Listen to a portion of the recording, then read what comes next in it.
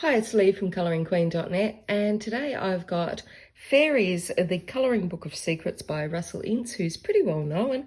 It's got a gold foiling on the front with a colourable card cover. You can see it up against Secret Garden. It's a bit smaller and quite a bit thinner as well. And this cover has been in storage for a while, so it may look a little bit grubby and discoloured from just being in storage. So it has a lovely thick quality white paper that's a medium to heavy quality, slight texture on it, making it good for coloured pencils. And inside we've got lots of double page spreads. Now I've just pushed down on the spine there just to make it easier to turn over, and it does lay flat pretty well, so we can easily colour that in. It's a stitched and glue binding. So we've got a fairy in the garden there, lots of patterns. Now initially when I bought this book, I was actually disappointed that it had so many wallpaper pattern style images. I expected a lot of dainty little fairies. I think that's what was in my mind.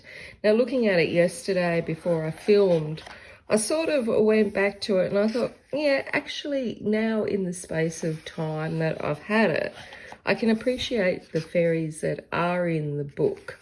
But I still think it has far too many pattern pages in it, but that's all personal preference. I'm not a fan of the wallpaper pages, and you know, if you know me, you already know that. Mainly because I'm hopeless at doing them and I find them boring, but some people like them. And I guess the other thing is that if a pattern page was on the back of, say, this page, then you could use wet medium on it and not be worried about the pattern that you weren't going to colour anyway. That's just my thoughts. So there's a lot of patterns, but in between there are some beautiful fairies.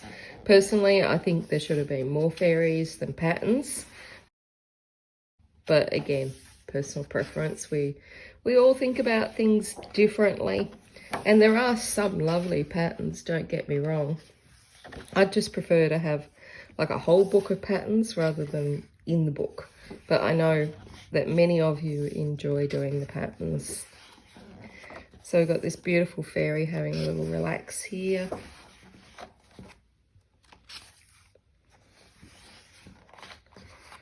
Playing her little instrument there on a mushroom, as you do. And then lots of mushrooms here to colour in, because fairies love a good mushroom, don't they? And then we finish with a fairy here in the garden. So lovely book, some lovely images in there. I'd love to know what you think on the whole pattern versus fairy ratio in this book. And that's it from me. Until next time, stay safe and happy colouring.